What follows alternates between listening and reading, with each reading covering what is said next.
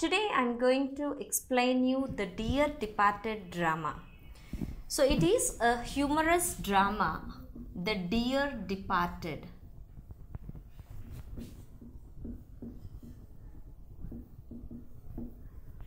From the name itself, it is very clear. If we can analyze the name of the drama, the dear, which means a very loving person in a family, departed means passed away. So from the name itself, we can understand the meaning, means the essence of the story. A lovable person of a family gets departed from the family.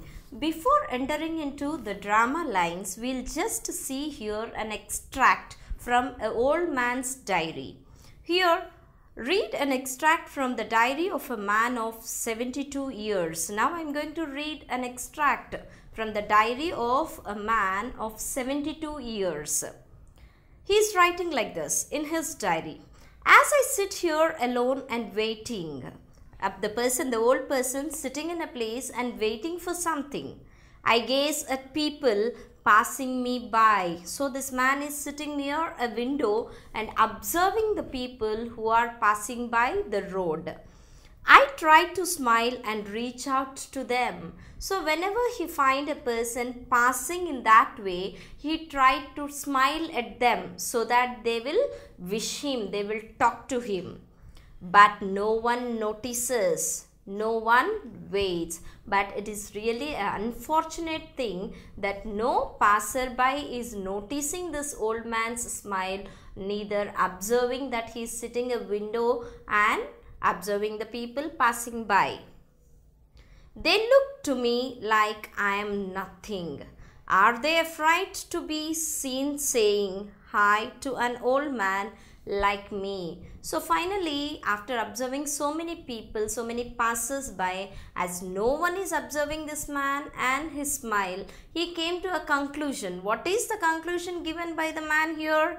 Are they afraid to be seen saying hi to an old man like me? So he came to a conclusion thinking that maybe the people who are passing in that way are afraid of him, afraid of talking to him. Once my life. So with this disappointment, he is very sad and he is trying to recollect his olden days. We'll see what he is recollecting here. Once my life, it's like a flower. So he is telling in olden days, his life used to be like a flower. I had bloomed into a child, now like the dying flower. So he used to be when he was a child, he's like a flower. But now as he has become old, even though he is trying to talk to the people, no one is turning towards him. So he is considering himself as a dying flower, waiting for my one day to come. So finally he is telling he doesn't have any hope on his life. He says that he is waiting for one day. What is the day? The day on which he is going to die. He wanted to die and he was waiting for that day. It will be then that I am gone. So what happens when a person dies? He is gone forever. That's the same thing what this man is writing in his diary. He is telling, it will be then that I am gone. He says that he will be gone when he is dead. And yet I still would not have heard that simple word hi. So what is the intention of this person sitting near the window, this old man? He is expecting a simple word hi from the passers-by. He is expecting one or the other person who is passing in that way, seeing him, seeing his smile, they'll come and wish him hi. Only for that small word he is waiting, but no person is responding. That for so long my heart had desired. So for a long time his heart has only one desire, that is the people should come and wish him, and even the people are not observing, they are not caring for him. So he is so sad. This is the condition of few of the old people in the present society. See here, after reading the extract, you need to think on the questions like, what do you think he is feeling? So, what do you think will be the feeling of this old man? It is very clear that his feelings are so sad. Why is he sad? As his desire is not fulfilled, the old man is so sad.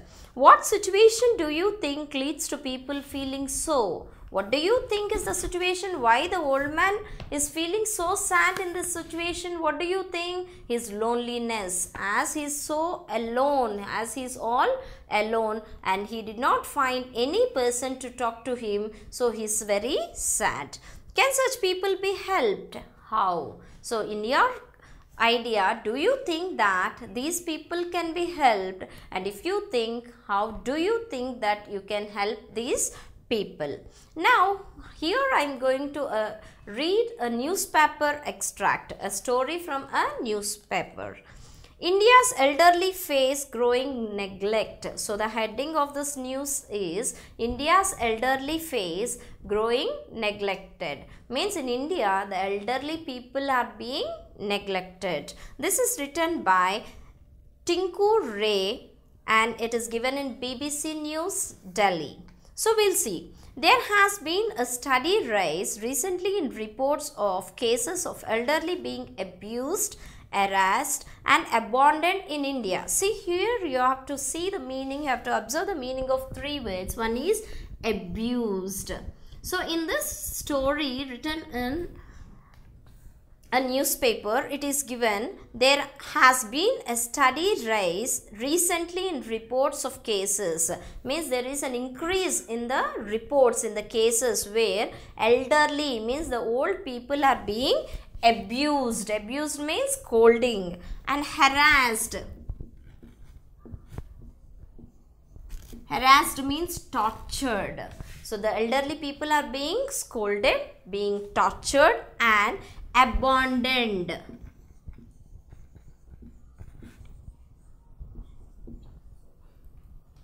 So abandoned means left away, who were left all alone. So here in India in recent times, if we can observe, the number of cases regarding the abusing or harassing or abandoning the old people are being increased in nowadays. Traditionally, older people have been revered in India, signified by the touching of their feet by the younger generation. So this is the condition what we have discussed previously, abusing, harassed and abandoning the olden people. It is happening in the present society. But in olden days, these people, the old people were rewarded. In what ways they are rewarded? The younger generations used to touch the feet of elder people and ask them to bless them. That is the respect we used to give to older people in olden days. Prime ministers and presidents have almost always been senior citizens. In olden days, the prime ministers or the presidents, they used to be only the older citizens. Joint family systems. In olden days, we have joint families, but now nuclear families are rapidly increasing, where 3 or more generations lived under one roof, where a strong support network for the elderly. In olden days, we used to have joint families where more than 2 or 3 generations used to live under one roof, where the younger generation used to give utmost respect to the elder people of the family. They used to get good support. Elder people used to get good support from the younger generations. But more children are now leaving their parent homeless to set up their own. So now what happening? Many people, many children are leaving their house to settle in their life. The people are moving to other towns and cities for jobs. They are leaving their parents, they are leaving their houses. That is the reason why the nuclear families are being increased in the present society, leaving the elder ones all alone. Before entering into the drama line of the drama The Dear Departed, we'll just see about the author. So the author of the drama The Dear Departed was William Stanley Houghton, 1881 and 1913.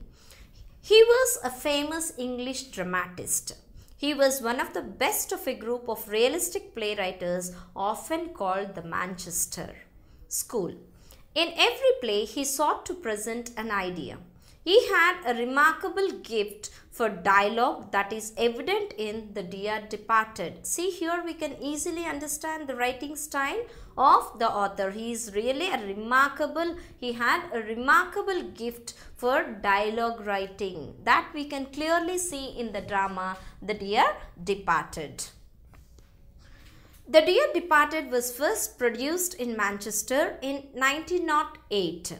Here, Houghton sterilizes the degradation of moral values in the British middle class. See, here we can easily understand from this story what the author tried to convey. The author tried to convey the degradation of moral values in the British middle class society. Now we are going to enter into the story. Before entering into the story, we will just see the characters of the story.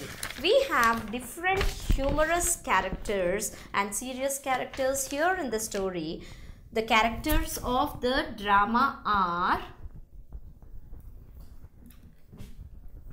first, we'll see two sisters, the two important characters of the drama, the two sisters.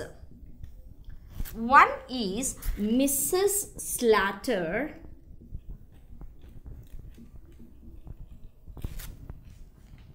and another one is Mrs. Jordan. So, the two main characters in the story are the two sisters. One is Mrs. Slater and the other one is Mrs. Jordan. Next, their husbands. Next two characters we are going to see here are the husbands of the two sisters whom we mentioned above. One is Henry Slater. Henry Slater is the husband of Mrs. Slater and the another one is Ben Jordan. And the next character is Ben Jordan. Ben Jordan is the husband of Mrs. Jordan. And the remaining two characters are Victoria Slater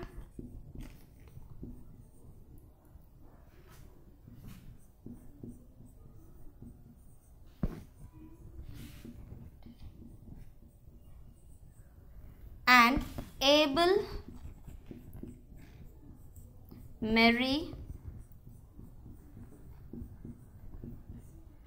Weather.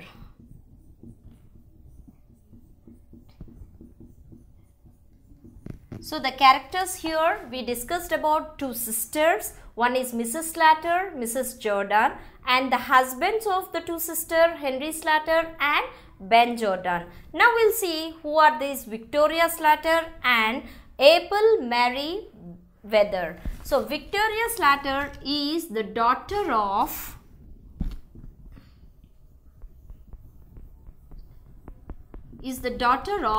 Mrs. Slater and Henry Slater, whereas Abel Mary Weather is the father of the two sisters, Mrs. Slater and Mrs. Jordan. He is the father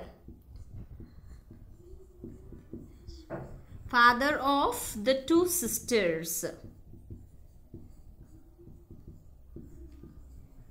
So once again, let me explain you the characters. The two main characters here, Mrs. Slater and Mrs. Jordan. These two are sisters. And Henry Slater is the husband of Mrs. Slater. Ben Jordan is the husband of Mrs. Jordan. Victoria Slater is the daughter of Mrs. Slater and Henry Slater. And finally, Abel Mary Weather is the father of the two sisters and grandfather of Victoria Slater. These are the important characters whom we are going to see in this drama. So, when the scene is open, the beginning scene of the drama, when the scene is open, it is like this. The scene is in the sitting room of a small house in a lower middle class district.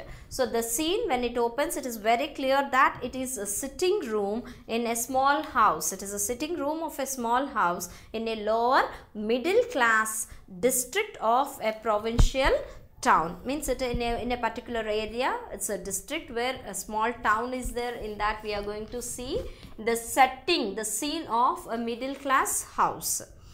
On the spectator's left is the window with the blinds down. So the spectator's left side we can see one window which is covered with a curtain. Blinds here. The word blinds means curtains. Blinds, it means curtains. A sofa is in the front of it. On his right is a fireplace with an armchair by it. So here we are seeing which material, which thing is on which side and all, the setting, the scene of the middle class house. In the middle of the wall facing the spectator is the door into the passage. To the left of the door, a cheap shabby chest of drawers. A cheap shabby chest of drawers. Shabby means dirty. So there itself you can see one shabby chest of drawers. To the right, a sideboard. On the right side, what is there? On the right side there is a sideboard. In the middle of the room is a table. So on the right side and left side, what all the things are there, that we discussed. Now we'll see what is there in the middle of the room. In the middle of the room is a table. A table is there in the middle of the room with chairs round it. There is a table and few chairs are there around the table. Ornaments and a chest American clock are on the mantelpiece. In the hearth. Hearth means, one more word, new word you can see here, H-E-A-R-T-H.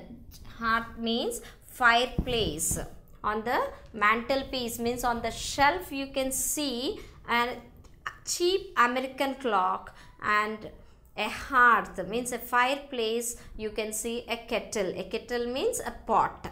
By the sideboard, a pair of gaudy new carpet slippers are there. By the side you can see gaudy slippers, carpet slippers. Gaudy means bright, bright colored new carpet slippers are there. The table is partly laid for tea and the necessaries for the meal are on the sideboard. As also are copies of an evening paper and of tidbits. So on the side, on the table, everything is ready. Few pieces, things are there for the meals. They are ready, and you can see the papers also. Here you can see the tidbits. Tidbits means it is a British weekly magazine founded by George Newnes in 1881, which was in mass circulation in England. It is a mass circulating newspaper. Tidbits lying on one side, and Person's Weekly. This is also a British weekly magazine founded by Sir Cyril Pearson 1866 and 1921 in 1890. These are the two magazines which are lying on the table there. Turning to the left through the door takes you to the front door. If you turn left, there is another door passage which will take you to the front door. To the right, upstairs. In the passage, a hat stand is visible. So on the passage you can see one hat stand. It is very clear, it is visible. You can see a hat stand. When the curtain rises, so this is the setting of the first scene. When the curtain rises, there appears Mrs. Slater is seen lying at table. So when the curtain rises, you can see Mrs. Slater lying, means mending, putting a cloth on the table. She is a vigorous, plump, red-faced, vulgar woman. So here the description of Mrs. Slater is given, though in the first scene when the curtain rises, you can see Mrs. Slater. And what type of lady is she? This Mrs. Slater is a vigorous,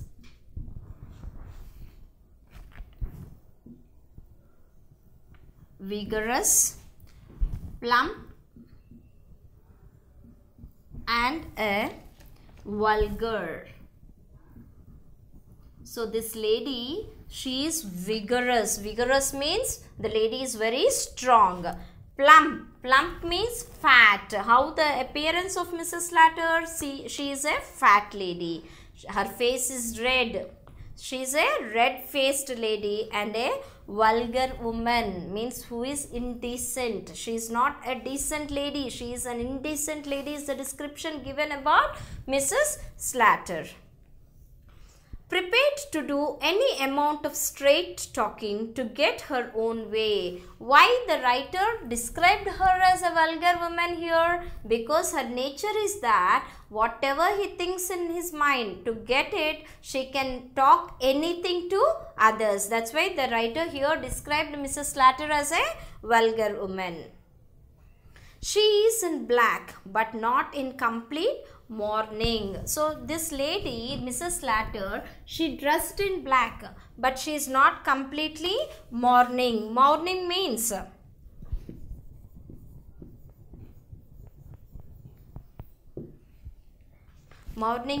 grieving, means if whenever any person dies in the house, a family member, the people sit and cry. That is called nothing but mourning, crying out of sadness. Crying out of sadness is nothing but mourning, grieving.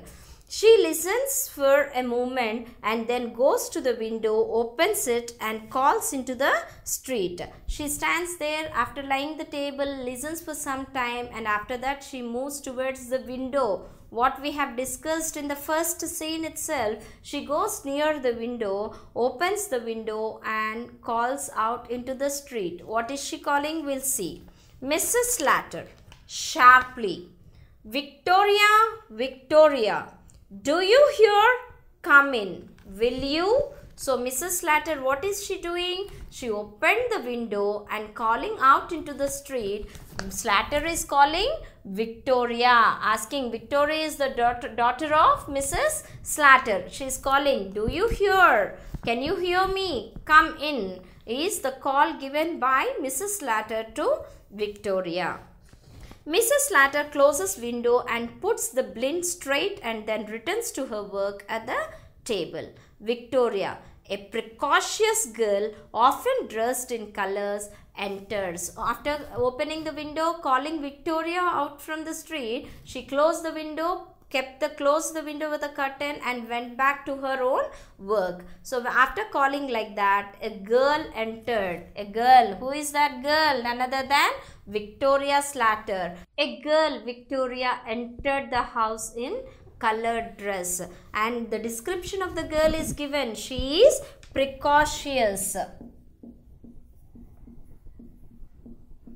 So, precocious. What is the meaning of the word precocious? A person whose mental attitude is developed beyond his or her age. So, this girl is so well matured, well developed mentally girl. She entered and she is dressed in colors. Mrs. Slatter is telling like this to Victoria. I am amazed at you, Victoria. I really am. How you can galvanating about in the street with your grandfather lying dead and cold upstairs? I don't know. So here Mrs. Slatter got surprised. Why is she surprised? What Victoria is doing? She is roaming in the street. She is going out for a pleasure walk. She is trying to seek pleasure. So here you can see the word galvanating, which means go about seeking pleasure. When the grandfather is lying dead in the house, how are you going out? How are you going out and roaming? Is the doubt what Mrs. Slatter got. She got surprised with the behavior of Victoria. So, I don't know. Be off now and change your dress before your Aunt Elizabeth and your Uncle Ben come. So here Slatter is advising Victoria to go and change her dress. Here we can clearly understand as the description of Slatter is given, telling that she is a vigorous, plump, red-faced and vulgar woman. See there the scene where Slatter's father is lying dead in the room. And instead of sitting and crying, instead of feeling sad about it, she is feeling what her sister, when she come over there and see her daughter in a colored dress, their sister may feel bad. That is the reason why Slatter is advising Victoria to change the dress before the arrival of the aunt and uncle. Here the aunt is Elizabeth Jordan and the uncle is Ben Jordan. It would never do for them to find you in colors. She is not advising her daughter, as the grandfather is dead, she should be in mourning dress, but instead of that she is telling that her sister may feel bad seeing her daughter in the colored dress. That's the reason why she is asking Victoria to change her dress. Victoria questioned her mother for the reason why her sister is coming, because she got a doubt. They haven't been here for ages. For so many days they did not come to their house. So she got a doubt why all of a sudden they are coming here. Mrs. Slater is answering Victoria like this. They are coming to talk over poor grandpa's affairs. So here we can clearly understand the mentality of this lady, Mrs. Slater. She is telling to her daughter why the reason Elizabeth is coming here. It is not because her father is dead. She is telling that her sister is coming to discuss on the poor affairs of her grandfather. That means she is mentioning about the property of the grandfather here. Your father sent them a telegram as soon as we find he was dead. Who is he? He is the father of Mrs. Slater. A noise is heard. So when Mrs. Slater is telling Victoria that Victoria's father sent a telegram to Elizabeth and Ben Jordan about the death of their father. So that is the reason why this uncle and aunt are going to come to their house. When Slater is explaining this to Victoria, all of a sudden they heard a sound. Good gracious, that's never them. Mrs. Slater hurries to the door and opens it. She's telling, as she advised her daughter to change the dress, she did not go ahead. That's why she's telling, good, that should not be Elizabeth and Ben Jordan who knocked at the door.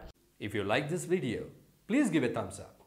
Please subscribe to our channel to get more videos on CBSE syllabus.